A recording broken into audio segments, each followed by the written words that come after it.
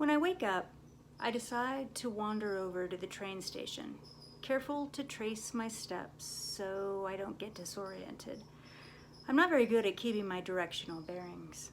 I usually have to rely on visual clues that I pick up while coming or going. If I were someplace else, say Munich or Paris or San Francisco, I wouldn't worry as much because I could jump on the metro or take a taxi to take me back to my room. But here, it seems I might only get to where the driver was paid by someone else to take me. I realize I'm probably being overly vigilant. But while this place is still wild and unfamiliar, I must try not to get too lost. I walk the few blocks to the train station, passing several centuries of history all at once. There is an internet cafe next door to a crumbling windowless facade where a woman tends to her chapati fire.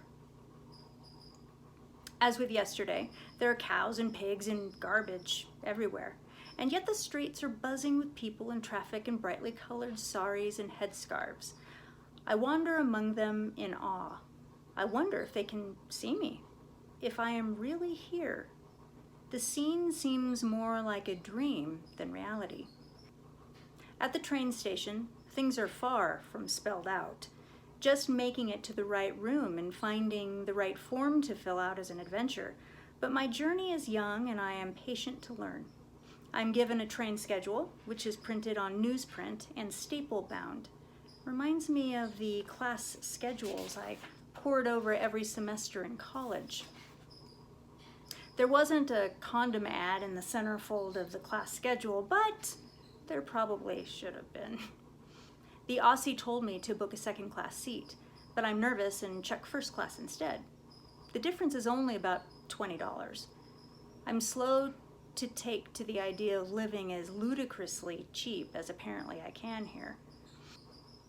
When I finish at the station and find my way the short distance back to the Paharganj, I go in search of beer. I'm on vacation after all. Holiday, as the Aussie says. I find a bar on the far end of the bazaar.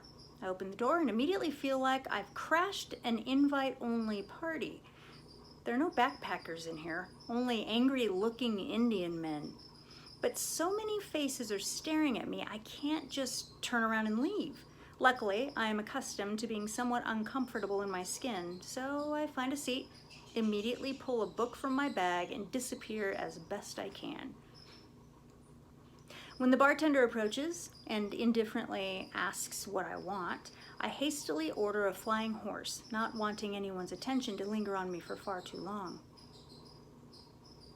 They only have Foster's and Kingfisher, he says, looking annoyed. I take the Kingfisher, the Indian beer, knowing he expected me to choose the Foster's. When he brings the beer, I immediately slide a large bill across the table, not having any idea of the price. This too annoys the barkeep, it seems, as he is forced to give me a lot of change in return. Maybe the locals all pay with exact change, I have no idea, but resolve to make better decisions about where I spend my time. I read the book and drink the beer, but I'm not really having fun. I'm just trying to save face by not leaving here too quickly. Back at the guest house, the Aussie's girlfriend has shown up to meet him. She wants to go see the Taj Mahal, which is just about 30 miles from Delhi, in a town called Agra.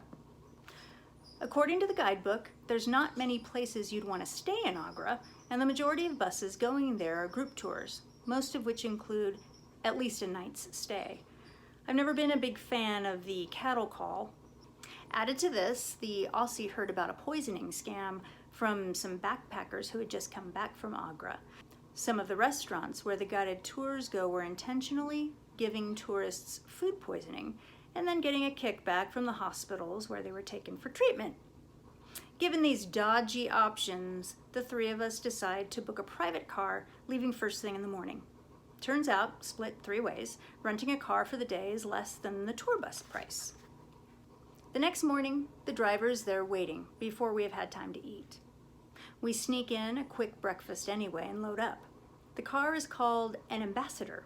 It looks like a smallish 1950s throwback, and with a max horsepower of 42, it tops out at about 35 miles an hour.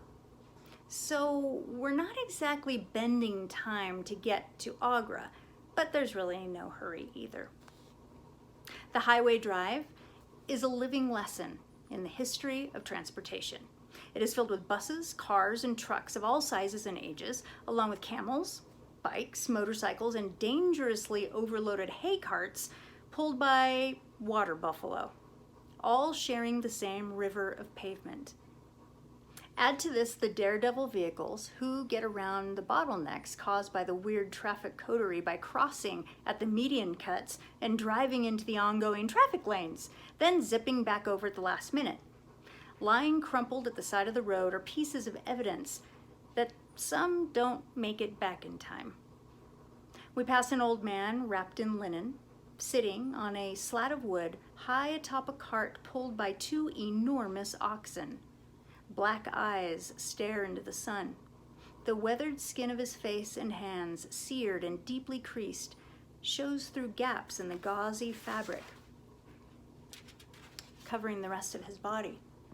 I listen to the long horns of the oxen knocking into each other as they walk side by side, and to the whip cracking over their heads, which is attached to the weathered hand of the man wrapped in linen. All of these things sharing the same road with us. Once in Agra, we go to the Red Fort first. The Red Fort is where Shah Jahan, the emperor who had the Taj Mahal built, was imprisoned by his own son, who knocked him off his throne, but at least put him in a cell where he could have a view of the Taj. The Red Fort is supposed to be a great place to take a picture of the Taj Mahal because up close you just can't get the whole thing into the picture frame. We're not getting one of those shots today though. We've climbed up to the lookout, but the pollution is so thick you can taste it, and we barely can make out the shape of the great structure. We walk around for a while, checking out the fort, a pretty amazing piece of architecture in itself. But the difference between the pictures of the Taj we've seen from here and the reality we find ourselves in leaves us a little disillusioned. When we arrive at the Taj Mahal, the feeling I have is unfamiliar. This incredible structure took 22 years and 20,000 people to build. How do I react to touching something I've only seen in pictures and never imagined I'd stand beside? This is a problem with traveling for me. It's hard to take it all in. Hard to be present enough to record the whole of it in my memory. Is it more than I imagined? Is it less? For those who live in Agra, the Taj is probably just another part of their lives. But for me, it's likely this is going to be the only time I'll be here. Again, I arrive at the question of how to capture it. This is another popular debate with backpackers. The argument against taking photos is that you can either have an experience or you can record it, but you can't really do both. If you try to record an experience, you're not really capturing the moment, you are diminishing it. Or, as someone put it, I can't see myself having a great conversation and stopping in the middle to take notes. We have to take off our shoes before entering. This is the first I learn of this tradition. In all temples and most stores in India, this is expected. At a place like this, it's also a good idea to pay someone to watch your shoes. Or so the Aussie says. Looking around at most of the shoes next to ours, I see why. It takes a minute to realize what this means. I get to walk barefoot through the Taj Mahal, something I never expected. I've loved to go barefoot since I was a kid. I take off my shoes every chance I get. Even in college, I used to walk to class barefoot when it was warm and happily endured the stares and comments from others. Suddenly, the small detail, being barefoot in the Taj Mahal, makes the trip here surpass all my expectations. The Taj is actually a mausoleum built by Emperor Tahal for his favorite of his 3 wives. It sits on the banks of the Yamuna River, and legend has it that Jahal intended to build an identical Taj in black marble on the other side of the river, with a bridge between the two. Though we know that Jahal's son deposed and imprisoned him not long after the final construction, it is not known whether this interrupted his plans for a second Taj or if the whole idea of the Black Taj is a romantic myth. Upon Jahal's death in 1666, perhaps as a way to make up for his Shakespearean deeds, the son had him buried next to his wife in the only Taj we know to be real. It appears smaller than you'd think on the inside, but I linger for a long time anyway. I press my feet into the white marble and try to record the imprint of the smooth white stone on my skin. There are no pictures allowed in here, so I get to test the no picture taking theory and make myself remember with photographic details this once in a lifetime view. My companions leave the building before I do, but I linger, concentrating on the size, the feel, the calligraphy, even the spaces where the 28 types of precious stones were removed from the walls by the barbaric acts of occupying British forces. Eventually, I take my leave of her and go outside to walk around the grounds and the spires. I take pictures now that I'm outside. I even sit down and pull out my notebook, but I can think of nothing to write. So I just sit, still barefoot, knowing this moment will pass too quickly. I repeat to myself a few times the guy's name who built this, Shah Jahan. It seems like an important thing to remember. So does the name of the queen for whom the Taj is named, Mumraz Mahal. But her name is harder for me to remember. Before I'm ready, the Aussie appears in the distance and waves me in. Going back home, the traffic story is the same, except that it's dark, and the dozens of roadside cafes, which I barely noticed on the way here, are now unmistakable. Fluorescent lights have been strapped to trees in front of each one, illuminating the whole makeshift world with their eerie alien glow. We stop for a bite at one cafe. Being closer to the neon glare does not reduce its surreal factor.